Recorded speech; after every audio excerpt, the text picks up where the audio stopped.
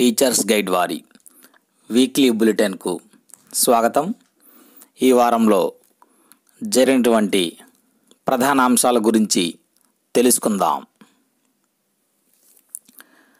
విద్యార్థుల మార్కులతో ఉపాధ్యాయులకు తిప్పలు, వెబ్సైట్ ఎంట్రీలతో తరగతులు మిస్, స్కూళ్లలో కంప్యూటర్లు లేక ఇబ్బందులు, విద్యార్థులకు పరీక్షల్లో వచ్చే మార్కులు ఉపాధ్యాయులకు భారంగా మారాయి. పాఠశాల విద్యాశాఖ ఆదేశాలకు అనుగుణంగా SA1 పరీక్షను నిర్వహించి వాటి మార్కులను CSE వెబ్సైట్లో అప్లోడ్ చేయమని ఆదేశించింది. పాఠశాలలో కంప్యూటర్ ఆపరేటర్లు లేకపోవడంతో ఉపాధ్యాయులే ఆ పనిని చేయాల్సి వస్తోంది. తరగతులు చెప్పాల్సిన ఉపాధ్యాయులు మార్కుల్ని నమోదు చేయడంతో బిజీగా ఉంటున్నారు. మార్కులు ఎంట్రీ చేసే పనిలో ఉపాధ్యాయులు నిమగ్నమవడంతో బోధనకు ఆటంకంగా మారింది. ప్రాథమిక పాఠశాలలో కనీసం కంప్యూటర్లు కూడా లేకపోవడంతో ఉపాధ్యాయులు ఇంటర్నెట్ కేంద్రాల చుట్టూ ప్రదక్షిణలు చేయాల్సిన పరిస్థితి నెలకొంది. MA కోర్స్ చేసిన స్కూల్ అసిస్టెంట్లకు నేషనల్ సీనియారిటీ వర్తింపు. ఆంధ్ర విశ్వవిద్యాలయం నుంచి 1981-2009 మధ్య కాలంలో MA విద్య ఎడ్యుకేషన్ పూర్తి చేసి SGT నుంచి స్కూల్ అసిస్టెంట్లుగా పదోన్నతి పొందిన వారికి జూనియర్లతో సమానంగా నేషనల్ సీనియారిటీని వర్తింపచేస్తూ పాఠశాల విద్యాశాఖ ఉత్తర్వులు జారీ చేసింది. వీటిని అమలుపరచాలని కమిషనర్ను ఆదేశించింది. రాష్ట్ర సార్వత్రిక విద్యాపీఠం 10 ఇంటర్మీడియట్ పరీక్షలు ఏప్రిల్ 20 నుంచి 26 వరకు నిర్వహించనున్నట్లు సంచాలకులు R. నరసింహారావు తెలిపారు. ప్రయోగ పరీక్షలు ఏప్రిల్ 11 నుంచి 16 వరకు జరగనున్నాయి. విద్యార్థులు పరీక్ష రుసుమును ఎలాంటి అపరాధ రుసుము లేకుండా ఈ నెల 28 నుంచి జనవరి 11 వరకు మీ సేవా కేంద్రాల్లో చెల్లించవచ్చు. ఒక్క సబ్జెక్టుకు ₹25 అపరాధ రుసుముతో జనవరి 12 నుంచి 21 చెల్లించేందుకు అవకాశం కల్పించారు. ₹50 అపరాధ రుసుముతో జనవరి 22 నుంచి 29 వరకు చెల్లించే అవకాశం ఉంది. 1 నుంచి అందుబాటులోకి జీవన్ ప్రమాణ్ పోర్టల్. రాష్ట్ర ప్రభుత్వం నుంచి ప్రస్తుతం పెన్షన్ అందుకుంటున్న విశ్రాంత ఉద్యోగులకు శుభవార్త. వచ్చే ఏడాది 1వ తేదీ నుంచి జీవన్ ప్రమాణ్ పోర్టల్ ద్వారా లైఫ్ సర్టిఫికేట్ రాష్ట్రంలోని ఏ ప్రాంతం నుంచైనా వారు ఆన్లైన్లో సమర్పించవచ్చు. ఏపీ NGO JAC ఆధ్వర్యంలో ఈ నెల 28న రాష్ట్రంలోని అన్ని జిల్లా కలెక్టర్ కార్యాలయాలు ఎదురుచేసే ధర్నాలకు ఏపీ JAC అమరావతిలోని 99 సంఘాలలోని ఉద్యోగులకు ఎలాంటి సంబంధం లేదని AP JAC Amaravati chairman Bopparaju Venkateswarlu స్పష్టం చేశారు. తెల్ల రేషన్ కార్డు కలిగి ఉన్న ఉపాధ్యాయుడిపై కేసు నమోదు చేసిన పోలీసులు. ప్రభుత్వ ఉద్యోగం చేస్తూ తెలుపు రంగు రేషన్ కార్డు ద్వారా లబ్ధి పొందుతున్న ఉద్యోగిపై వీరవాసరం తహసీల్దార్ M. మొక్కంటి పోలీసులకు ఫిర్యాదు చేశారు. దీంతో వీరవాసరం ASI కేసు నమోదు చేశారు. 11 నవంబర్ 2018వ తేదీన నిర్వహించబడిన స్పెషల్ లాంగ్వేజ్ పరీక్ష code number 37 without books departmental పరీక్షా ఫలితాలు విడుదల. పరీక్షలో ఉత్తీర్ణులైన వారి హాల్ టికెట్ నంబర్ల జాబితా జత చేయబడినవి. స్పెషల్ లాంగ్వేజ్ పరీక్ష కోడ్ నంబర్ 37 డిపార్ట్మెంటల్ పరీక్షను 24 సంవత్సరాల స్కేలు పొందుటకు భాషోపాధ్యాయులు రాయవలసిన పరీక్ష. నిర్వహించబడిన రాత పరీక్షలో రాష్ట్ర వ్యాప్తంగా 233 మంది అర్హత సాధించారు. Central board of secondary education CBSE 10-12 తరగతి బోర్డు పరీక్షల టైం టేబుల్ ప్రకటన. 12వ తరగతి పరీక్షలు ఫిబ్రవరి 15న ప్రారంభం. ఈ పరీక్షలు ఏప్రిల్ 3 వరకు నిర్వహిస్తామని బోర్డు వెల్లడి. CBSE 10వ తరగతి పరీక్షలు ఫిబ్రవరి 21న ప్రారంభం. మాన్యువల్ ఫైలింగ్కి ఐటీ శాఖ అనుమతి. ఆదాయ పన్ను రేటు తక్కువ స్థాయిలో లేదా అసలు వర్తించని వారు ట్యాక్స్ డిడక్షన్ సర్టిఫికేట్ కోసం మాన్యువల్గా కూడా దరఖాస్తు చేసుకునేందుకు అనుమతినిస్తూ ఆదాయ పన్ను శాఖ నిర్ణయం తీసుకుంది. స్థానికులు ఎన్ఆర్ఐలకు ఇది వర్తిస్తుంది. ఇందుకోసం ఫామ్ 13ని ఉపయోగించాల్సి ఉంటుంది. డిసెంబర్ 31లోగా స్థానిక దరఖాస్తుదారులు దీన్ని సమర్పించాల్సి ఉంటుంది. అదే ఎన్ఆర్ఐలు అయితే వచ్చే ఏడాది మార్చ్ 31 దాకా గడువు ఉంటుందని ఆర్థిక శాఖ తెలిపింది. రాష్ట్ర స్థాయి సైన్స్ ఎగ్జిబిషన్ 30-31 తేదీల్లో జిల్లా విద్యాశాఖలకు ఉత్తర్వులు.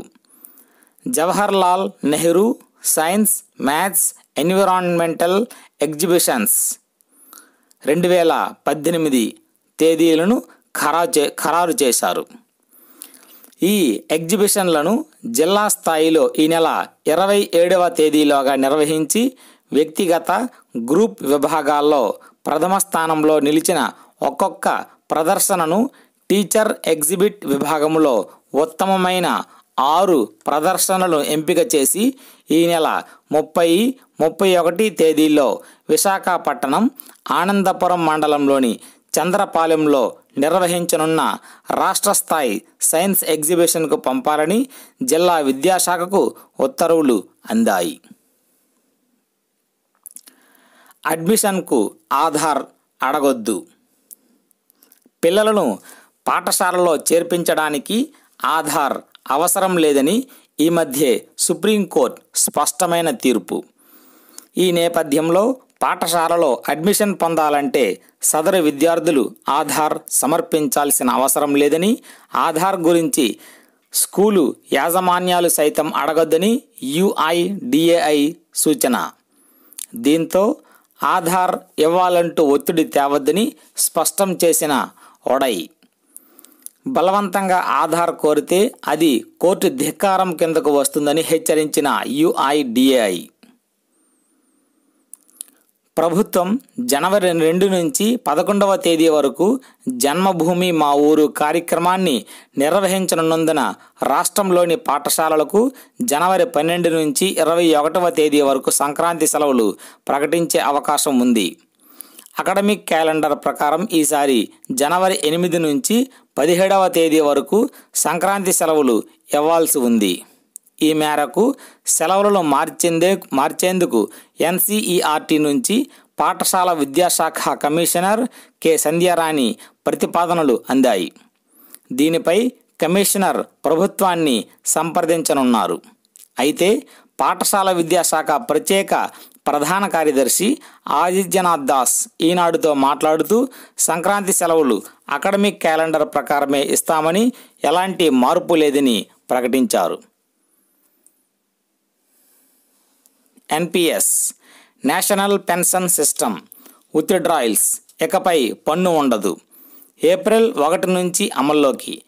NPS వర్తించే ఉద్యోగులకు ఒక ఎరా. ఇకపై NPS నుంచి విత్డ్రాలు చేసే పై పన్ను విధించరు. ఏప్రిల్ 1 నుంచి ప్రారంభమయ్యే వచ్చే ఆర్థిక సంవత్సరం నుంచి ఈ వెసులుబాటు అమల్లోకి రానుంది. NPS ఉద్యోగులు పదవీ విరమణ చేసే సందర్భంలో తమ డబ్బులోని 60% సొమ్మును ఉపసంహరించుకోవచ్చు. ప్రస్తుతం ఈ 60% డబ్బులో 40% సొమ్మును ఎటువంటి పన్నును చెల్లించకుండానే ఉపసంహరించుకోవచ్చు.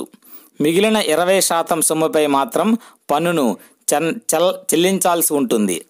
వచ్చే ఏప్రిల్ నుంచి ఆ 20% సొమ్మును కూడా పన్ను భారం లేకుండానే ఉపసంహరించుకోవచ్చు. ప్రస్తుతానికి ఇది కేంద్ర ప్రభుత్వ ఉద్యోగులకు మాత్రమే వర్తిస్తుంది. త్వరలోనే రాష్ట్ర ప్రభుత్వ ఉద్యోగులకు కూడా అమల్లోకి రానుంది.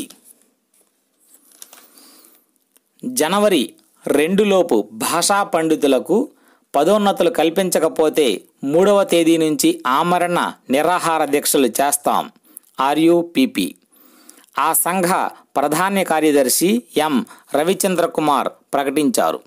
ప్రభుత్వానికి నోటీసులు ఇచ్చి 10 రోజులు కావస్తున్న పదోన్నతుల ప్రక్రియ ప్రారంభించలేదని పేర్కొన్నారు. విద్యలో విజయనగరం టాప్. విద్యారంగం మెరుగుదలలో మంచి ఫలితాలు సాధించిన విజయనగరం జిల్లా అభ్యుదయ జిల్లాల్లో ముందు వరుసలో నిలిచింది. దేశవ్యాప్తంగా అభివృద్ధి అవసరమైన 112 అభ్యుదయ జిల్లాలను గుర్తించిన నీతి ఆయోగ్ గురువారం నాటికి డెల్టా ర్యాంకులను ప్రకటించింది. వాటిలో ఆంధ్రప్రదేశ్కు చెందిన 3 జిల్లాలు ఉన్నాయి. అవి Vizianagaram, Kadapa, Visakhapatnam. Tata trust, Bill and Melinda Gates ఫౌండేషన్తో కలిసి నీతి ఆయోగ్ సంయుక్తంగా సర్వే నిర్వహించి ర్యాంకులు నిర్ణయించింది. విద్యలో 5వ ర్యాంక్ విజయనగరం జిల్లా కైవసం చేసుకుంది. ఓవరాల్ ర్యాంకింగ్స్లో విజయనగరం 11వ, కడప 19వ, విశాఖపట్నం 106వ స్థానాల్లో నిలిచాయి. అంతర్జిల్లా బదిలీలకు అనుమతి పొందిన ఉపాధ్యాయులను వెంటనే రిలీవ్ చేయాలని నేడు ఎడ్యుకేషన్ సెక్రటరీ ఆదిత్యనాథ్ దాస్ గారిని, ఎడ్యుకేషన్ కమిషనర్ సంధ్యారాణి గారిని, education joint director Ravindranath Reddy గారిని సచివాలయంలో కలిసి ప్రాతినిధ్యం చేయగా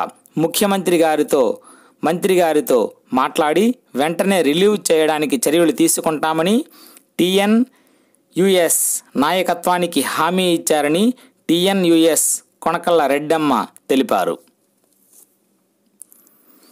సమైక్యాంధ్ర ఉద్యమంలో 49 రోజులు సమ్మెలో పాల్గొని సమ్మె విరమణ అనంతరం విద్యార్థులు నష్టపోయిన 33 రోజుల పని దినాలను ప్రభుత్వ సెలవు దినాలలో పనిచేసి సిలబస్ పూర్తి చేసినందున టీచర్లు పనిచేసిన 33 రోజుల కాలానికి గాను 17 రోజులు నగదు రహిత సెలవును మంజూరు చేయడానికి సీఎం అంగీకరించారని పీఆర్టీయూ ఎమ్మెల్సీ గాదే శ్రీనివాసులు నాయుడు గారు ప్రకటించారు. ప్రభుత్వ పాఠశాలల్లోని మధ్యాహ్న భోజన పథకం వంట మనుషులు సహాయకులను కొనసాగించాలని ఆదేశిస్తూ పాఠశాల విద్యాశాఖ ఉత్తర్వులు పంపించింది. ఈ మేరకు జిల్లా విద్యాశాఖాధికారులకు ఉత్తర్వులు పంపించింది. పాఠశాలలకు మధ్యాహ్న భోజనం సరఫరా చేస్తున్న ప్రైవేటు ఏజెన్సీలు ఇప్పటికే పాఠశాలలో పనిచేస్తున్న వంట మనుషులు సహాయకులను కొనసాగించాలని పేర్కొంది.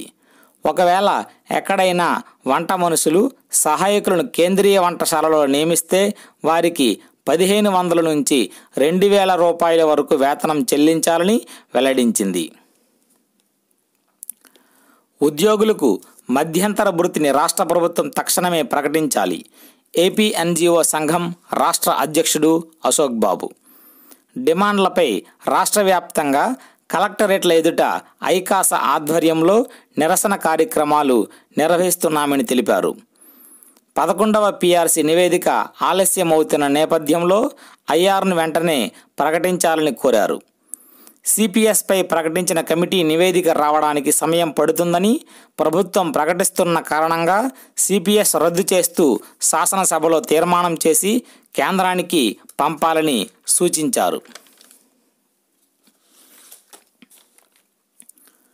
ఒంటరి తండ్రులకు పిల్లల సంరక్షణ సెలవు సర్వీసు కాలంలో 730 రోజులు.